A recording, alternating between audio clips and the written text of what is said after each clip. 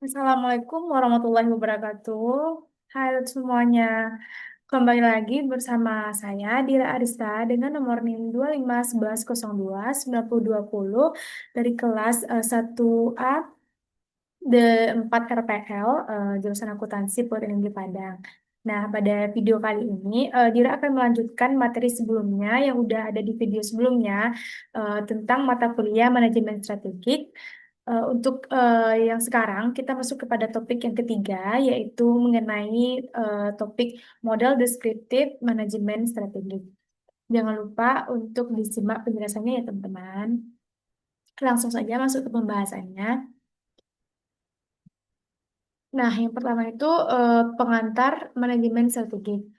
Nah, apa sih yang dimaksud dengan manajemen strategi itu? Pada video-video sebelumnya sudah dijelaskan mengenai apa itu manajemen strategi. Nah, di video kali ini Dira akan mengulas lagi secara singkat apa itu manajemen strategi. Manajemen strategik merupakan suatu proses menyeluruh dan sistematis yang dirancang untuk membantu organisasi dalam menghadapi dinamika lingkungan bisnis yang kompleks dan penuh ketidakpastian. Tujuan utama manajemen strategik ini adalah untuk membantu organisasi menyesuaikan diri dengan perubahan lingkungan eksternal dan memanfaatkan kekuatan internal untuk mencapai keunggulan kompetitif yang berkelanjutan. Dengan kata lain, manajemen strategi ini bukan hanya berfokus pada penyusunan rencana jangka panjang, melainkan juga mencakup eh, pelaksanaan serta evaluasi dari rencana tersebut agar strategi yang diambil relevan dengan kondisi yang terjadi pada saat ini. Selanjutnya, kita akan masuk kepada komponen dari manajemen strategik. Di sini ada 4 yang menjadi komponen dari manajemen strategik. Yang pertama itu ada analisis lingkungan, yang kedua ada perumusan strategi, yang ketiga ada implementasi strategi, dan yang keempat ada evaluasi dan pengendalian. Nah, komponen yang pertama analisis lingkungan. Nah, analisis lingkungan dilakukan untuk mengidentifikasi berbagai faktor eksternal maupun internal yang dapat mempengaruhi organisasi. Nah, analisis ini bertujuan untuk membuka peluang, untuk menemukan peluang dan ancaman dari luar organisasi serta kekuatan dan kelemahan dari dalam organisasi. Nah, alat yang sering digunakan pada tahapan ini seperti yang pertama analisis SWOT atau SWT, Strength, Weakness, Opportunities, dan Threats. Yang kedua ada PESTEL Analysis. Yang ketiga ada Other Five Force Model yang dilakukan untuk menganalisis tingkat persaingan industri. Nah, hasil dari analisis ini akan membantu organisasi dalam menentukan posisi strategis dan arah kebijakan jangka panjang secara tepat. Komponen yang kedua yaitu perumusan strategi. Pada tahap ini melibatkan proses pengembangan visi, misi, tujuan, dan strategi organisasi, di mana tahapan yang mengubah hasil analisis lingkungan menjadi rencana aksi dari strategis. Beberapa aktivitas penting dalam tahapan ini diantaranya yang pertama ada menetapkan visi dan misi organisasi. Yang kedua, menentukan tujuan jangka panjang. Yang ketiga, menyusun alternatif strategi berdasarkan hasil analisis SWOT atau SWOT. Yang keempat, memilih strategi terbaik yang paling realistis untuk diterapkan ke depannya dalam organisasi. Yang komponen strategi manajemen yang ketiga ada implementasi strategi. Nah, implementasi strategi ini merupakan proses menerjemahkan rencana strategis ke dalam tindakan nyata, di mana beberapa langkah penting dalam implementasi ini diantaranya yang pertama, penyesuaian struktur organisasi agar selaras dengan strategi. Yang kedua, alokasi sumber daya secara efisien. Yang ketiga, penetapan kebijakan dan prosedur operasional. Yang keempat, pelatihan karyawan dan pembentukan budaya kerja mendukung strategi. Yang terakhir ada evaluasi dan pengendalian. Nah, evaluasi strategi ini merupakan proses untuk menilai efektivitas pelaksanaan strategi dan memastikan bahwa hasil yang diperoleh sesuai dengan tujuan organisasi. Nah, di mana evaluasi ini dilakukan secara periodik dengan menggunakan indikator-indikator seperti tingkat pertumbuhan penjualan, laba bersih, kepuasan pelanggan, serta efektivitas operasional. Nah, itulah 4 komponen dari manajemen strategi.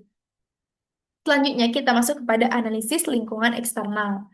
Nah, lingkungan eksternal juga berperan sangat penting dalam menentukan arah kebijakan organisasi.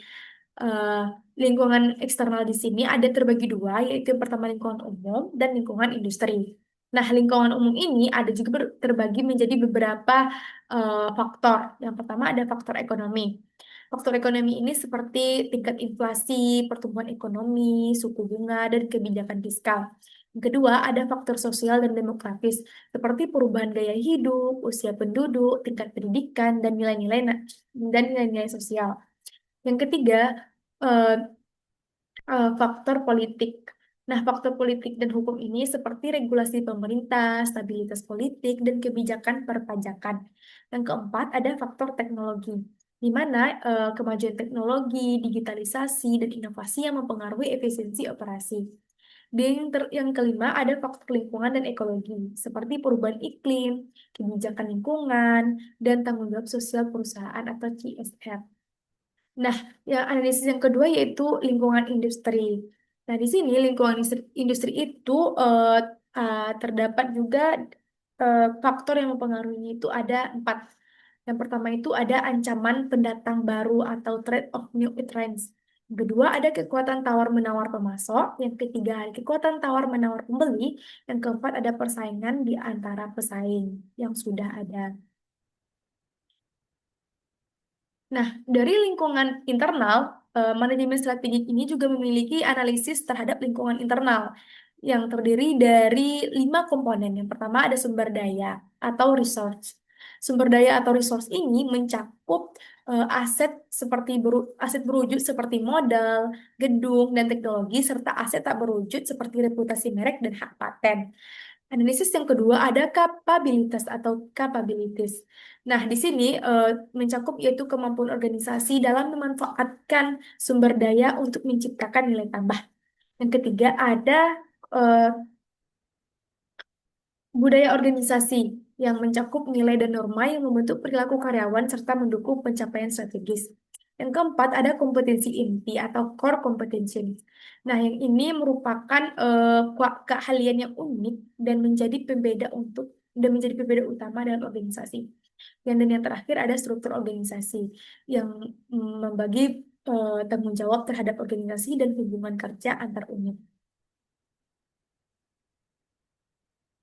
Nah, dan yang terakhir ada formulasi strategi. Nah, strategi di sini yang dimaksud formulasi strategi itu adalah tahap menentukan arah masa depan organisasi berdasarkan hasil analisis eksternal dan internal yang telah dijelaskan sebelumnya. Nah, menurut para ahli, yaitu menurut Fred R. David pada tahun 2017, formulasi strategi ini melibatkan 3 langkah utama. Yang pertama, menetapkan misi dan visi organisasi. Yang kedua, mengembangkan tujuan strategis. Dan yang ketiga, memilih strategi yang paling sesuai. Nah, kita akan membahas satu persatu.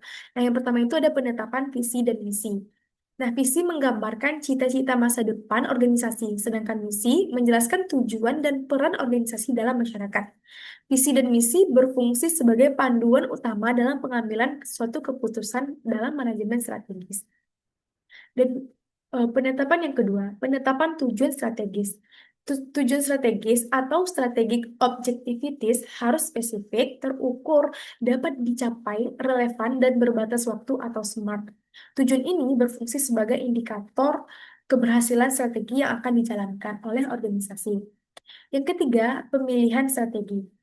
Setelah tujuan ditetapkan, manajemen memilih strategi terbaik yang sesuai dengan kondisi internal dan eksternal organisasi. Alternatif strategi biasanya mencakup strategi pertumbuhan, stabilitas, atau retrenchment. Proses pemilihan strategi ini dapat menggunakan alat bantu seperti analisis SWOT matrix, BCG matrix, dan SPACE matrix. Nah, itulah pembahasan mengenai materi pada topik yang ketiga kali ini. Eh, Kalau ada kata yang salah mohon maaf. Sebelum diakhiri, jangan lupa untuk melihat video berikutnya di pertemuan yang keempat pada video selanjutnya. Terima kasih sudah menonton video ini. Diakhiri dengan Assalamualaikum warahmatullahi wabarakatuh. Bye bye. Thank you for watching.